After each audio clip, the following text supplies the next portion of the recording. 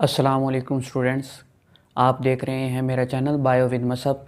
और इस चैनल में हम बायो को कवर करेंगे और फर्स्ट ईयर की बायोलॉजी को हम पहले शुरू कर रहे हैं पहले चैप्टर से, जो कि है बायोडाइवर्सिटी एंड क्लासिफिकेशन। इस चैप्टर को शुरू करने से पहले बाकायदा तौर पे हमें चंद टर्म्स का आइडिया होना चाहिए। उनमें से जो पहली है वो है बायोडाइवर्सिटी। बायोडाइवर्सिटी क्या है? बायो मीन लाइफ और diversity mean variety. Bio mean life, diversity mean variety, मतलब डाइवर्सिटी ऑफ लाइफ। इसमें हम क्या देखते हैं, हमें कैसे पता चलेगा कि डाइवर्सिटी ऑफ लाइफ किसी जगह पे क्या है? उसमें हमें क्या देखना चाहिए? उसमें हमें दो चीज़ें देखनी चाहिए, एक है रिचनेस और दूसरी है डाइवर्सिटी। रिचनेस क्या है? रिचनेस है नंबर ऑफ स्पीशीज। रिचनेस क्या है? नंबर ऑफ स्पीशीज, ठीक है। डाइवर्सिटी क्या है? डाइवर्सिटी है difference in trades.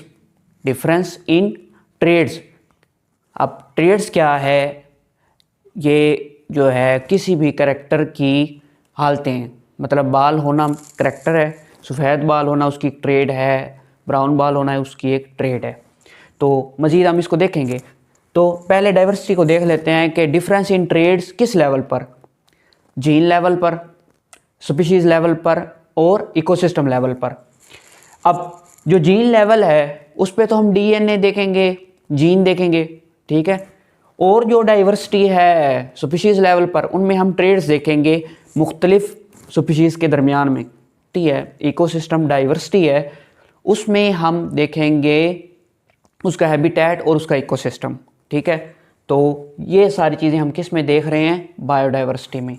Next term जो हमारी है वो है क्लासिफिकेशन। क्लासिफिकेशन में आपको पता है इसमें हम अरेंजमेंट करते हैं, arrangement of living organism into groups.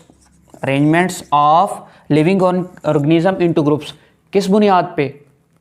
Similarity and differences in structures, traits and evolutionary relationship. दोनों में आपको आइडिया हो गया होगा कि क्लासिफिकेशन और बायोडाइवर्सिटी में क्या फ़र्क होता है। बायोडाइवर्सिटी आपने पहले पढ़नी है, बायोडाइवर्सिटी आपने पहले पढ़नी है, रिचनेस और डाइवर्सिटी का आपको आइडिया हो, उसके बाद आपने क्लासिफिकेशन करनी है, ठीक है। नेक्स्ट टर्म देख लेते हैं। नेक्स्ट अब हम देखते हैं टैक्सोनॉमी। टैक्सोनॉमी क्या है? ठीक है, साइंटिफिक स्टडी ऑफ आइडेंटिफिकेशन। इसमें क्या आएगी? आइडेंटिफिकेशन, आइडेंटिफिकेशन आएगी इसमें। और इसमें क्या आएगा? नेमिंग। और इसमें क्या आएगा? नेमिंग आएगा। और क्या आएगा इसमें? क्लासिफिकेशन आएगा, क्लासीफाइंग, ठीक है। The scientific study of identifying, naming and classifying living organism, ठीक है। इसमें हम उसको आइडेंटिफाई भी करेंगे, उसमें हम उसको साइंटिफिक नेम भी देंगे, इसमें हम उसको पूरा उसको क्लासिफिकेशन करेंगे, उसके ग्रुप्स में उसको डिवाइड भी करेंगे, किंगडम लेवल से, डोमेन लेवल से लेकर स्पीशीज लेवल तक। मज़ीद आगे हम पढ़ेंगे करैक्टर्स को। करैक्टर क्या है? किसी भी जानदार की जो खसूसियत है उसको हम करैक्टर कहेंगे, ठीक है। अब खसूसियत मुख्तलिफ हो सकती है, मॉलिक्यूलर करैक्टरिस्टिक भी हो सकती हैं जिसमें हम डीएनए और प्रोटीन्स देखेंगे। मॉर्फोलॉजिकल करैक्टरिस्टिक भी हो सकती हैं, जैसे कि बाल होना मैंने आपको बताया है, मॉर्फोलॉजी, ठीक है। और वो भी जो है ना हो सकती है। इसमें फिजियोलॉजिकल ट्रेड्स भी हो सकती हैं। फिजियोलॉजी से क्या मुराद है? फिजियोलॉजी जैसे मैं सांस ले रहा हूँ, ये फिजियोलॉजिकल ट्रेड है, सांस का लेना, ठीक है। हमने बायोडाइवर्सिटी अब हमने बायोडाइवर्सिटी का भी पढ़ लिया है, क्लासिफिकेशन का भी पढ़ लिया है, टैक्सोनॉमी का भी पढ़ लिया है। अब सिस्टमैटिक्स की थोड़ी सी बात कर लेते हैं। सिस्टमैटिक्स सिस्टमैटिक क्या, सिस्टमैटिक्स के अंदर डाइवर्सिटी आ रही है। Scientific study of diversity of life, life की साइंटिफिक स्टडी हम इसमें पढ़ेंगे। इसमें सारे स्टेप्स जो हमने पहले पढ़े हैं वो सारे इसके अंदर आ जाएंगे। उसमें हम बायोडाइवर्सिटी भी पढ़ेंगे, उसमें हम क्लासिफिकेशन भी करेंगे, उसमें हम टेक्सोनॉमी के सारे स्टेप भी करेंगे। तो ये बायोडाइवर्सिटी ऑफ लाइफ होगी। लेकिन इसके साथ एक और नई चीज़ है, वो क्या है, एवोल्यूशनरी रिलेशनशिप। एवोल्यूशनरी रिलेशनशिप भी पढ़ेंगे, ठीक है। ये दोनों चीज़, एवोल्यूशनरी रिलेशनशिप में भी किसकी बेस पर, on the basis of common ancestry, common ancestor की बेस पे।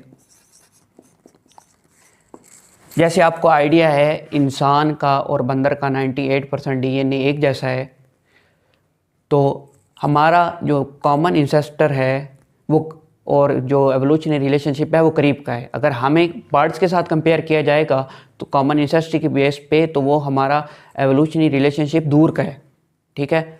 तो आपको सिस्टमैटिक्स में आइडिया हो गया होगा कि हम क्या पढ़ना चाह रहे हैं। सिस्टमैटिक्स में ये diversity of life, scientific study of diversity of life में सारी चीज़ें आ जाती हैं, ठीक है। बायोडाइवर्सिटी भी आती है, क्लासिफिकेशन भी, टेक्सोनॉमी भी आती है, और ये study of evolutionary relationship of organism भी आती है। और इसको हम कहते क्या हैं, इस स्टडी को हम कहते हैं फाइलोजेनी। फाइलोजेनी, फाइलोजेनी क्या है, relationship of evolutionary relationship of organism, ठीक है। अब हमने स्ट्रक्चर की बात करनी रहती है। स्ट्रक्चर क्या होता है, स्ट्रक्चर होता है किसी की जानदार का फिजिकल बॉडी पार्ट, ठीक है। जैसे मेरे बाजू हैं, ठीक है, फिंगर, आर्म्स, ये सारे जो हैं स्ट्रक्चर कहलाते हैं, ठीक है। स्ट्रक्चर में क्या आ रहा है, आर्म्स, लेग्स, और स्ट्रक्चर की बात हो गई है, ठीक है। इसके अलावा करेक्टरिस्टिक और ट्रेड्स में मैंने फ़र्क आपको बताया था। जो करेक्टर्स हैं वो मॉर्फोलॉजिकल भी हो सकते हैं, फिजियोलॉजिकल भी हो सकते हैं, मॉलिक्यूलर भी हो सकते हैं, और ट्रेड्स क्या हैं, उन्हीं करेक्टर्स की आगे हालतें हैं, उनकी टाइप्स हैं, ठीक है। जैसे बाल के होने की मैंने मिसाल दी है आपको, सफ़ेद बाल का होना, ब्लैक बाल का होना, ब्राउन बाल का होना, ये उस करेक्टर क्या है, बाल का होना, ठीक है, या बालों का रंग। तो उन बालों के रंगों में आगे सब टाइप्स, स्टेट्स और हालतें क्या हैं, ब्लैक बाल के होना, सफ़ेद बाल का होना, या ब्राउन बाल का होना। जो करेक्टर हैं उनकी आगे सब टाइप्स को हम ट्रेड्स कहते हैं, ठीक है। ट्रेड्स क्या हैं, उन्हीं करेक्टर्स की सब टाइप्स हैं। जैसे बाल का होना, बाल का रंग, जैसे बाल का रंग, अब बाल के रंग की आगे ट्रेड्स क्या बनेंगी, ट्रेड्स, जैसे वाइट बाल, ठीक है, जैसे ब्राउन बाल, ठीक है, जैसे ब्लैक बाल। अब आपको करेक्टर में भी फ़र्क पता चल गया होगा, ट्रेड्स में भी फ़र्क पता चल गया होगा, स्ट्रक्चर में भी, और एवोल्यूशनरी रिलेशनशिप में भी, क्लासिफिकेशन में भी, टेक्सोनॉमी में भी, सिस्टमैटिक्स में भी, बायोडाइवर्सिटी और क्लासिफिकेशन में। अच्छा, बेसिक टर्म्स के बाद आपको आइडिया हो गया होगा कि कैसे क्लासिफिकेशन और बायोडाइवर्सिटी जब हम मुकम्मल तौर पे देखेंगे तो हमें उनके आइडिया मिलेगा, किसका, एवोल्यूशनरी रिलेशनशिप का। जानवरों की क्लासिफिकेशन के हवाले से जिन दो साइंसदानों का जिक्र है आपकी किताब में, उनके बारे में पढ़ेंगे। पहला क्या है उसमें, रॉबर्ट व्हिटेकर। रॉबर्ट व्हिटेकर, इन्होंने 1969 में 5 किंगडम सिस्टम मुतारिफ़ करवाया। इसके लिहाज से उन्होंने जानदारों को 5 किंगडम में तकसीम किया, kingdom Monera, kingdom protista, kingdom fungi, kingdom Plantae, kingdom Animalia. इनमें किंगडम मोनेरा तो प्रोकैरियोट्स थे, और किंगडम प्रोटिस्टा, और kingdom protista, kingdom fungi, kingdom Animalia और किंगडम प्लांटी, ये सारे क्या थे, यूकैरियोट्स थे। दूसरे साइंसदान ने जिसने क्लासिफिकेशन पे काम किया वो है कार्ल वोज। कार्ल वोज, ये रोज़ की तरह इसकी आवाज़ आएगी। इन्होंने 1919 में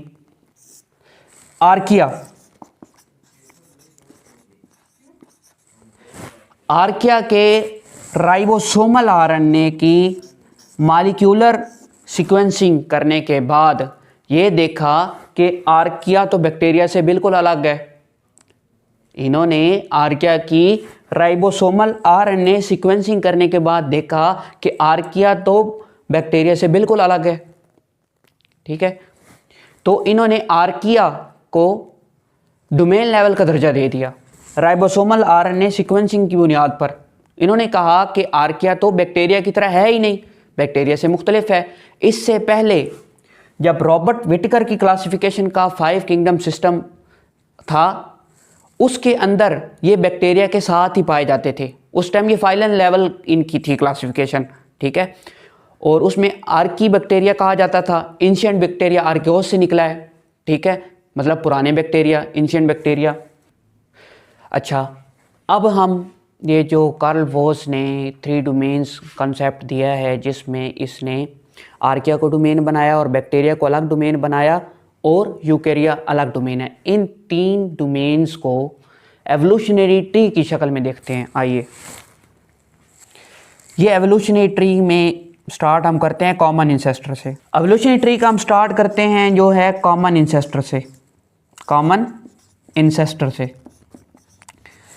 इसका नाम है लूका। इसका नाम क्या है? लूका, लास्ट यूनिवर्सल कॉमन इंसेस्टर। अब ये एक्स्ट्रा इंफॉर्मेशन है। ये सिंगल सेल था। ठीक है, तो इसमें डीएनए भी था, आरएनए भी था, राइबोसोम्स भी थे। ठीक है, और ये एनारोब भी था। ठीक है, तो ये कब था?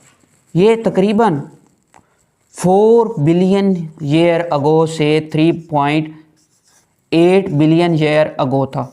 ठीक है, इस कॉमन इंसेस्टर से स्प्लिटिंग हुई। किसकी? बैक्टीरिया की। डोमेन बैक्टीरिया की और डोमेन आर्किया की। और ये स्प्लिटिंग कब हुई? 3.1 से 3.8 बिलियन ईयर अगो। ठीक है, और इससे आगे फिर आर्किया से मज़ीद स्प्लिटिंग हुई 2.1 से 2.7 बिलियन ईयर अगो। ये आर्किया है और ये यूकेरिया है। ठीक है, अब आपको क्लियर आइडिया हो गया होगा कि कॉमन इंसेस्टर से वो कब था। उसके थोड़े बहुत करैक्टर मैंने आपको बता दिए। फिर बैक्टीरिया और आर्किया की स्प्लिटिंग कब हुई, फिर आर्किया और यूकेरिया की स्प्लिटिंग कब हुई। आर्किया के जो ज़्यादा करैक्टरिस्टिक्स हैं वो मिल रहे हैं यूकेरिया से। अब आर्किया का डिफरेंस, अब इन तीनों में ज़्यादातर मेन हम आर्किया और बैक्टीरिया में डिफरेंस देखेंगे कि बैक्टीरिया से आर्किया किस तरह अलग है और उसके कौन से करैक्टरिस्टिक हैं जो यूकेरिया से मिलेंगे। अब आर्किया के हवाले से हम मज़ीद इसके करैक्टरिस्टिक्स को पढ़ेंगे। पहला है उसका डायमीटर। उसका डायमीटर कितना है? 0.1 माइक्रोमीटर से अप टू 15 माइक्रोमीटर। ये माइक्रोमीटर क्या है? एक माइक्रोमीटर किसके बराबर है? एक micrometre 1 millionth of a metre के बराबर है। 1 मिलियंथ ऑफ अ मीटर के बराबर है। मिलियंथ क्या है? 10 लाख। वैसा 1 मिलियन किसके बराबर होता है? 10 लाख के बराबर में। और 10 लाख में कितनी सिफरें होती हैं? लाख में 5 होती हैं, 10 लाख में 6 हो जाएंगी। ये देखें, 10⁻⁻6 1 मीटर का 1 मिलियंथ पार्ट। ठीक है, और ये जब ऊपर जाएगा तो ये क्या बन जाएगा? 10⁻⁻6। ठीक है, अब आपको इस बात की समझ आ गई होगी। अच्छा, उसके बाद हम इसकी लेंथ देख लेते हैं। इसकी लेंथ क्या है? Up to 200 micrometre. अब आर्किया जो है एग्रीगेट्स भी बना सकता है, गुच्छे। ठीक है, और ये फिलामेंट भी बना सकता है, लंबे लंबे जुड़ के ना, ये फिलामेंट भी बना सकता है। आर्किया एग्रीगेट्स भी बना सकता है, फिलामेंट्स भी बना सकता है। ठीक है, मुख्तलिफ इसकी शेप्स हैं। स्फेरिकल, गेंदनुमा, गोल। ठीक है, ये स्फेरिकल है, गेंदनुमा, गोल। अच्छा,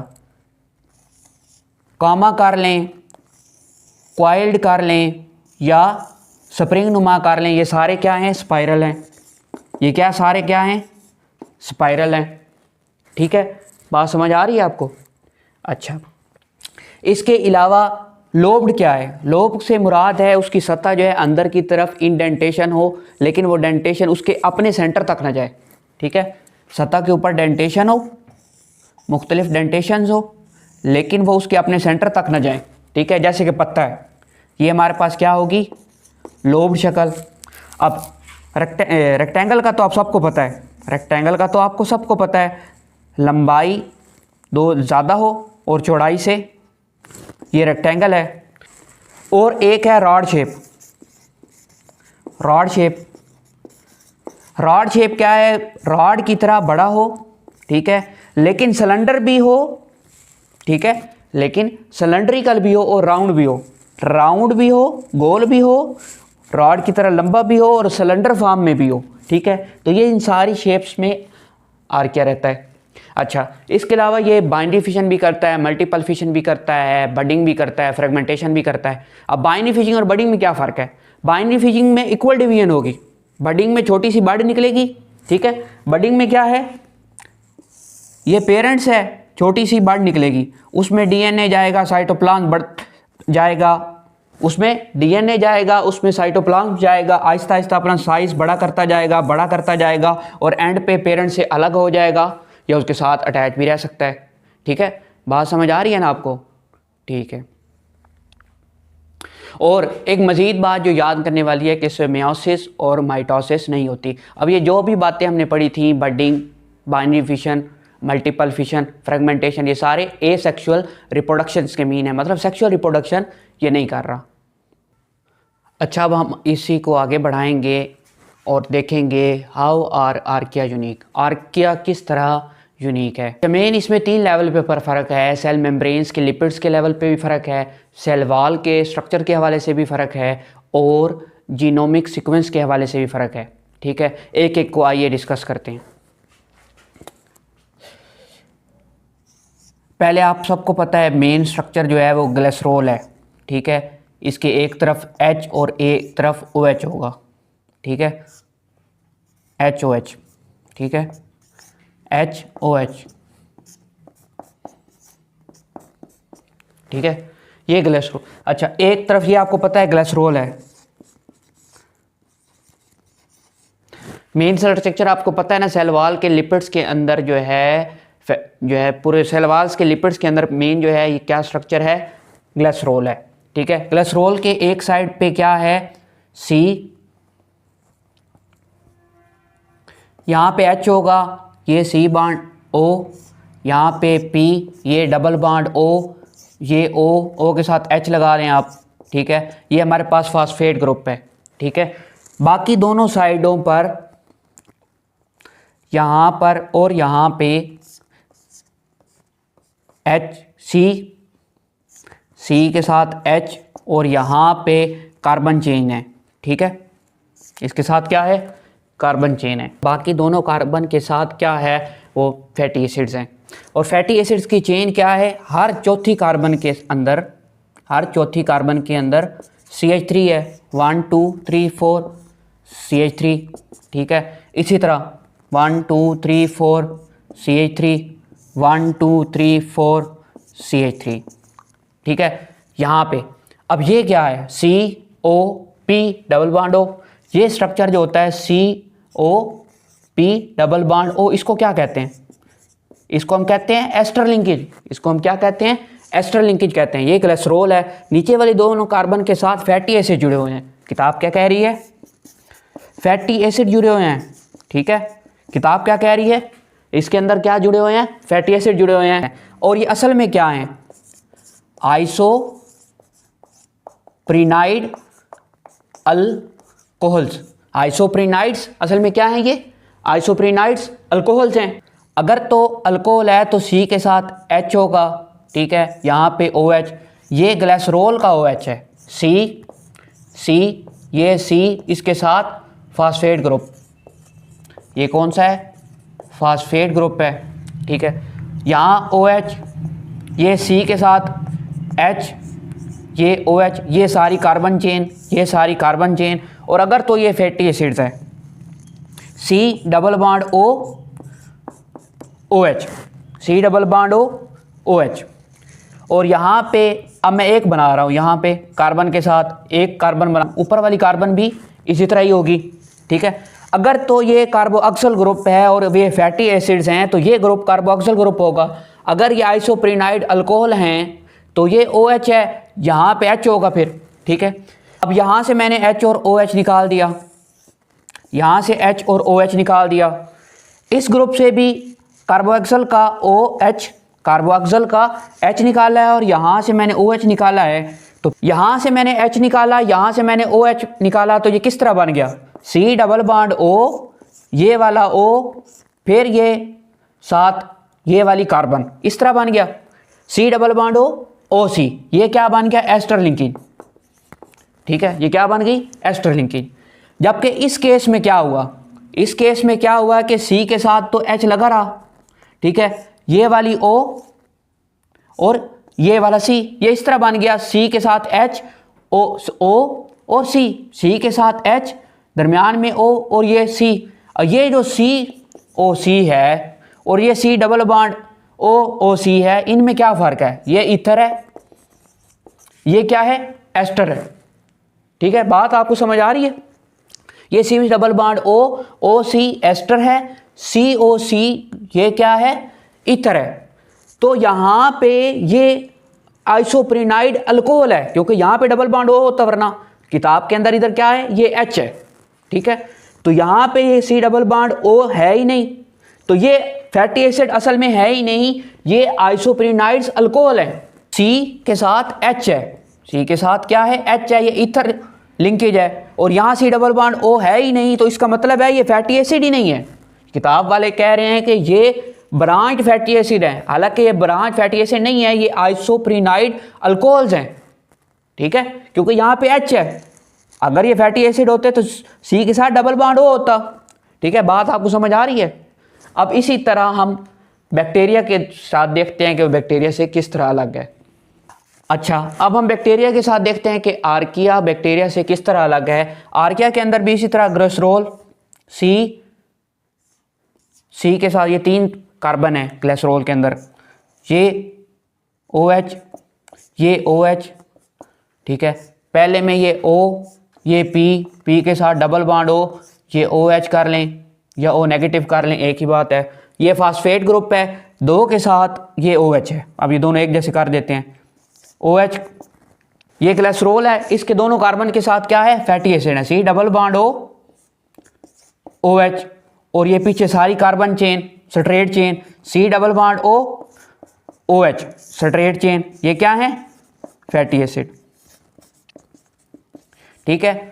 2 कार्बन्स के साथ फैटी एसिड्स हैं, ठीक है। अब एक साइड से H निकलेगा, एक साइड से OH, H निकला और OH निकला। पीछे ये बॉन्ड किस तरह बन गया? C डबल बॉन्ड O और C। ये वाला बॉन्ड भी इसी तरह बन गया, C डबल बॉन्ड O और C। ये इस तरफ सारी कार्बन, इस तरफ सारी कार्बन, ठीक है। अब ये देखें, ठीक है, ये हमारे पास कौन सा ग्रुप था? Carboxyl group. फैटी एसिड में क्या होता है? कार्बोक्सिल ग्रुप होता है। और ये C double bond O OC, ये हमारे पास क्या होता है? ये एस्टर लिंकेज। तो बैक्टीरिया के अंदर क्या है? एस्टर लिंकेज के साथ फैटी एसिड जुड़ा हुआ है। आर्किया के अंदर आइसोप्रीनाइड अल्कोहल जुड़े हुए हैं ईथर लिंकेज के साथ, ठीक है। अब ये एस्टर लिंकेज, लेकिन दोनों के अंदर ये जो फास्फेट ग्रुप है, ये किस बॉन्ड के साथ जुड़ा हुआ है? ये भी एस्टर है।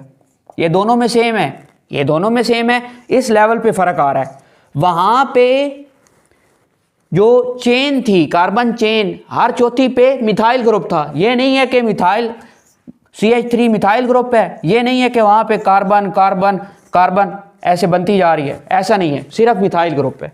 यहाँ पे स्ट्रेट चेन है। स्ट्रेट चेन किस तरह है? पहला तो CH3 होगा, बाकी CH2 और एंड पे क्या है? C double bond OH। ये क्या है? कार्बोक्सिल ग्रुप है, तभी तो ये फैटी एसिड बना है। तो आप दोनों को स्ट्रक्चर वाइज आपको मजीद आइडिया होगा, बिल्कुल हर चीज़ क्लियर हो गई होगी। हमने इसमें देखना है कि सेल वॉल में आर्किया और बैक्टीरिया में क्या फ़र्क आ रहा है, ठीक है। आर्किया और के अंदर क्या, कौन से आर्किया के अंदर क्या है और बैक्टीरिया के अंदर क्या है? बैक्टीरिया के अंदर तो पेप्टाइडोग्लाइकेन है, ठीक है। आर्किया के अंदर वो कह रहे हैं सूडोपेप्टाइडोग्लाइकेन है, ठीक है। और प्लांट के अंदर क्या है? सेलुलोज है, ठीक है। प्लांट के अंदर क्या है? प्लांट के अंदर क्या होता है? सेल वॉल के अंदर सेलुलोज, ठीक है। फंजाई के अंदर क्या होता है? काइटन होता है, ठीक है। ये बात समझ आ रही है। बैक्टीरिया के अंदर क्या होता है? पेप्टाइडोग्लाइकेन, ठीक है। इन तीनों को तो हमें पहले से पता है कि बैक्टीरिया के अंदर पेप्टाइडोग्लाइकेन है, प्लांट के अंदर सेलुलोज है, फंजाई के अंदर काइटन है। आर्किया के अंदर क्या है? आर्किया के अंदर वो कह रहे हैं कि सूडोपेप्टाइडोग्लाइकेन है, ठीक है। पेप्टाइडोग्लाइकेन क्या होता है? इसमें शुगर भी होती है और इसमें प्लस प्रोटीन्स भी होती हैं। इसमें शुगर भी होती है और इसमें क्या होता है? प्लस प्रोटीन्स भी होती हैं। अच्छा, इसके अंदर भी सूडोपेप्टाइडोग्लाइकेन है तो उसके अंदर भी खास किस्म के पॉलीसेकेराइड्स होते हैं और प्रोटीन होती हैं, ठीक है, ठीक है। इसके अंदर भी फर्क कहां से आ रहा है? अमाइनो एसिड्स और शुगर्स की टाइप्स में फर्क आ रहा है। बैक्टीरिया के अंदर क्या हैं? डी अमाइनो एसिड्स हैं। बैक्टीरिया के अंदर क्या हैं? डी अमाइनो एसिड्स हैं। और आर्किया के अंदर क्या हैं? एल अमाइनो एसिड्स हैं। आर्किया के अंदर क्या हैं? L amino acids. ये डी अमाइनो एसिड और एल अमाइनो एसिड क्या है? डी है dextrorotatory, polarise plane light को राइट तरफ घुमाता है, और एल क्या है? Laevorotatory, plane polarise right को लेफ्ट तरफ घुमाता है। अच्छा, और क्या फर्क है? ये आर्किया के अंदर बीटा 1,3 ग्लाइकोसिडिक लिंकेज है। आर्किया के अंदर क्या है? बीटा 1,3 ग्लाइकोसिडिक लिंकेज है। बैक्टीरिया के अंदर फिर क्या है? बैक्टीरिया के अंदर हमारे पास है बीटा 1,4 ग्लाइकोसिडिक लिंकेज है। बैक्टीरिया के अंदर क्या है? बीटा 1,4 ग्लाइकोसिडिक लिंकेज है। और बहुत सारे शुगर मॉलिक्यूल सेम भी हैं और फर्क भी है। ये शुगर मॉलिक्यूल का जो नाम है एन एसिटाइलोसोमाइरूनिक एसिड, एन एसिटाइलोसोमाइरूनिक एसिड, और ये है आर्किया के अंदर, और एन एसिटाइल मुरैमिक एसिड है बैक्टीरिया के अंदर। ये शुगर है, ठीक है, ये शुगर यूनिट, इसमें फर्क है, बाकी सिमिलर है, ठीक है। मैंने कहाँ फर्क आ रहे हैं? किताब के अंदर सिर्फ इतना लिखा हुआ है कि बैक्टीरिया के अंदर पेप्टाइडोग्लाइकेन है जिसके अंदर खास किस्म के शुगर्स या पॉलीसेकेराइड्स और प्रोटीन्स हैं। आर्किया के अंदर क्या है? सूडो पेप्टाइडोग्लाइकेन, खास किस्म के शुगर्स और अमाइनो एसिड्स, खास किस्म के अमाइनो एसिड्स। अब आपको मैंने डिटेल स्ट्रक्चर बता दिया है कि लिंकेज में क्या फ़र्क आ रहा है, अमाइनो एसिड्स की टाइप कौन कौन सी हैं और शुगर में फ़र्क कहाँ आ रहा है। अब आपको सेल वॉल लेवल पे फ़र्क का पता चल गया होगा।